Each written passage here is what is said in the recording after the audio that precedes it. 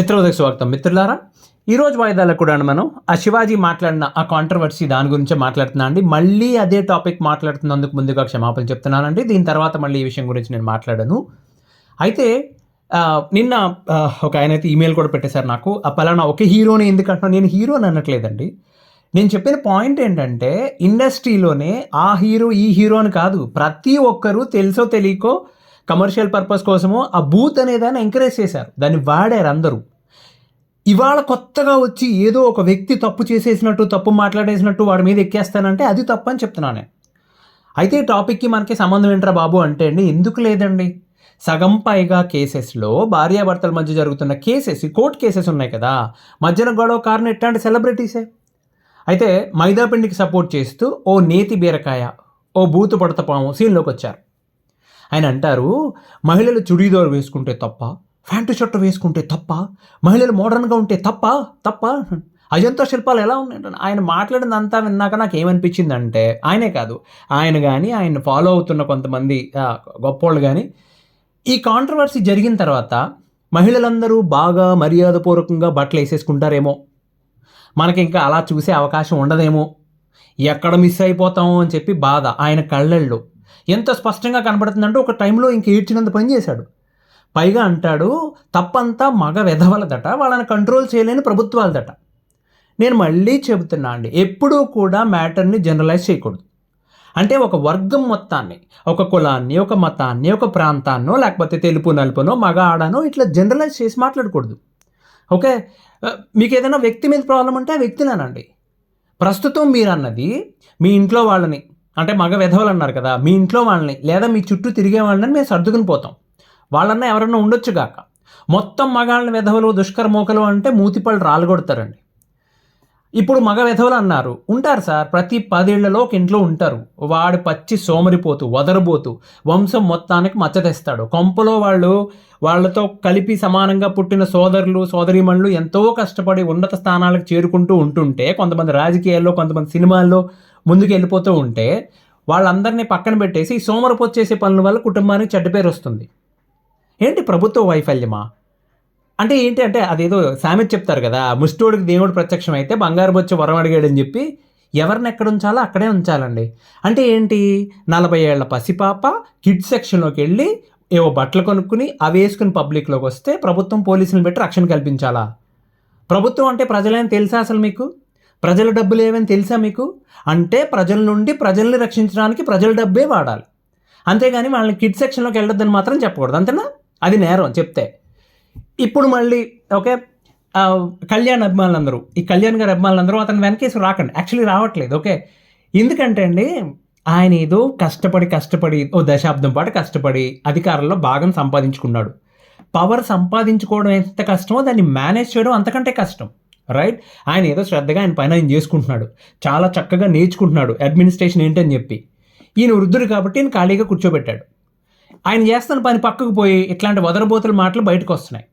ఈ విషయం మొత్తంలో ఆ పార్టీ క్యాడర్ని మెచ్చుకోవాలండి. ఎందుకంటే రాజకీయాలు ఇందులోకి రానియకుండా చాలా వరకు మెజారిటీ ఆఫ్ ద పీపుల్, నా స్నేహితులు కూడా ఉన్నారు చాలామంది, వాళ్ళంతటి వాళ్ళే ఇతను చేస్తున్న ఈ వృద్ధుడు చేస్తున్న వ్యాఖ్యలకి మాకు ఏ సంబంధం లేదు, చాలా చక్కగా పక్కకు తప్పుకున్నారు.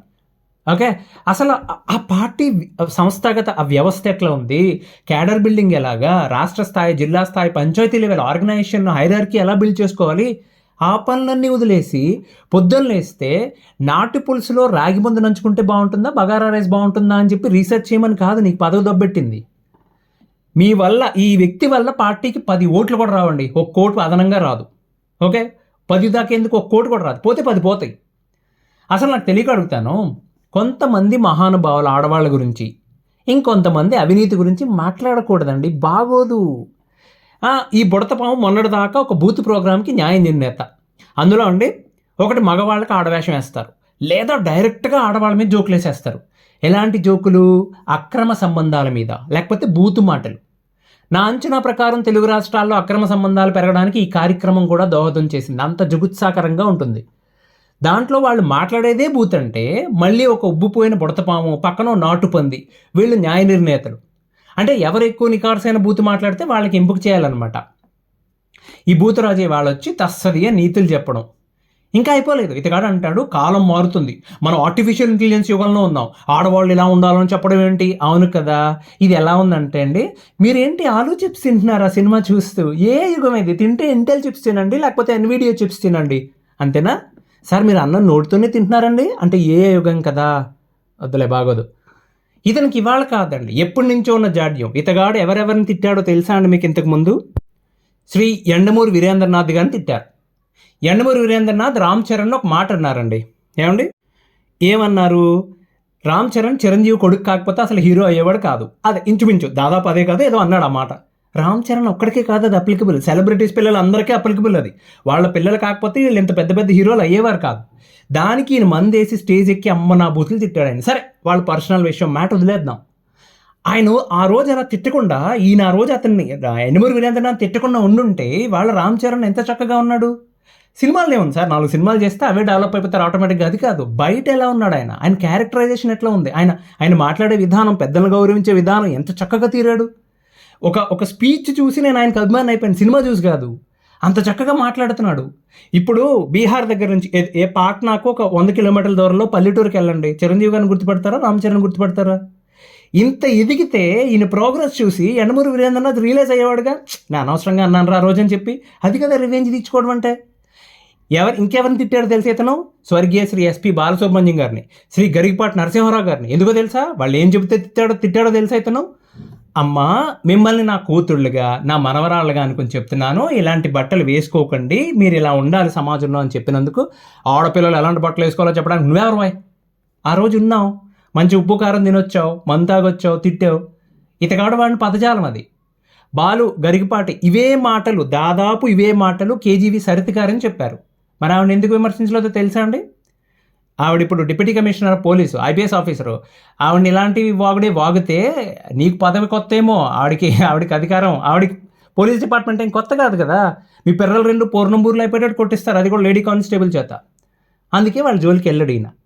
తేరగా ఎవరైనా దొరికితే ఇలా పైకి ఎక్కేసి బూతులు తిట్టేసి వాళ్ళ అన్నగారు వెనకాల తక్కుంటాడు వెళ్ళి. పైగా ఆ మధ్యన ఎక్కడికో వెళ్ళొచ్చండి, నేను యూరప్ వెళ్తే అండి అక్కడ అందరూ నన్ను మోడీలా ఉన్నామంటున్నారండి. జబ్బులు బని నేసుకుని పైన ఆడవాళ్ళు పరికిని ఓణీ ఉంటుంది కదా, ఓణీ కప్పుకుంటూ ఉంటాడు, మోడీ గారిలో ఉన్నా అని చెప్పుకుంటూ ఉంటాడు.